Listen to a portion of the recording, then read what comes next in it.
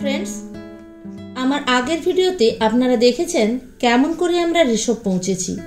সেই ঋষভের সৌন্দর্য উপভোগ করার পর চলে এলাম কোলাখাম। ঋষভ থেকে কোলাখামের দূরত্ব 17 কিলোমিটার আর লাভা থেকে 8 কিলোমিটার। আবার এনজেপি থেকে টানা গাড়িতে করে চলে আসতে পারেন এই কোলাখাম।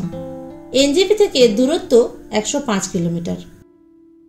ঋষভের মতো কোলাখাম কালিম্পংয়ের আর একটি পাহাড়ি গ্রাম। মাত্র 60টি নেপালি রাই সম্প্রদায়ের মানুষের ঘর আছে এখানে দাঁড়িয়ে সামনে তাকালেই দেখবেন তুষার ধবল কাঞ্চনজঙ্ঘা। কোলাখামের অপূর্ব সৌন্দর্যতা ও নিস্তবতার জন্যই পর্যটকরা এখানে আসে। এখানে 15টি হোমস্টে আছে।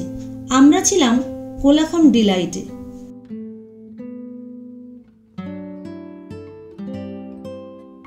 কোলাখাম থেকে যে রাস্তাটি চলে গেছে লাভার দিকে তার প্রায় সবটাই গিয়েছে নেওড়া ভ্যালি জঙ্গলের ভেতর দিয়ে। এই রাস্তা ধরে এগোলে চোখে পড়বে অজস্র পাখি। ছাঙ্গে ওয়াটারফলস যেতে হবে এই ঘন জঙ্গল চিরে। কানে আসবে জলের প্রবল শব্দ। 300 ফুট উঁচু থেকে ঝাঁপ দিয়েছে এই জলধারাটি। তবে জলপ্রপাতের কাছে যেতে আপনাকে প্রায় 900 মিটার নিচে নামতে হবে। যাওয়ার পথে পাহাড়ের পাশের দোকানে ওয়াকিং স্টিক ভাড়া নিতে ভুলবেন না। তবে যাদের হাঁটুতে সমস্যা আছে তারা দুবার ভাববেন, কারণ অনেকটা নিচে নামতে হবে আবার উপরে উঠে আসতে হবে। নামা ও ওঠা দুটোই কষ্টকর, কিন্তু একবার চোখে দেখলে সব কষ্ট ভুলে যাবেন। কি অপূর্ব এই ছাঙ্গে ফলস, সাদা দুধের ধারা।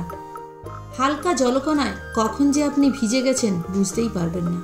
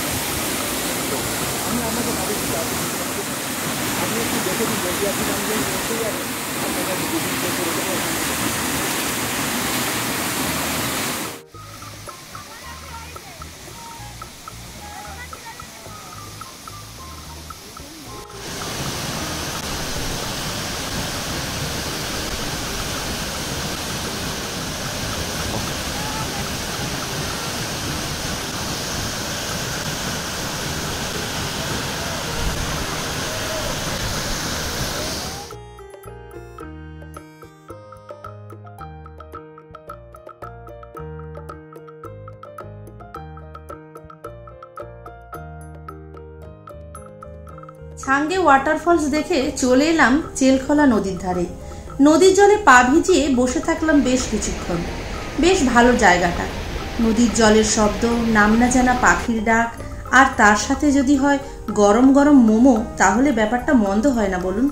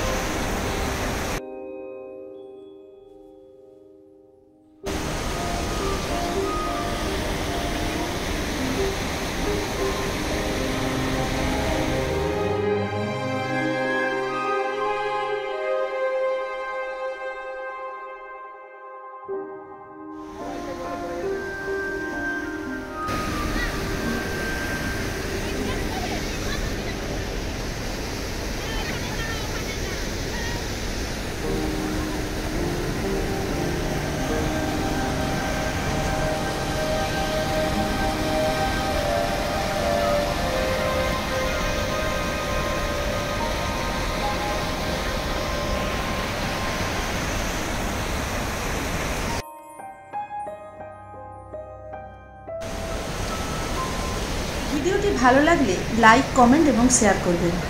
আজ তবে এই পর্যন্ত, দেখা হচ্ছে পরের ভিডিওতে।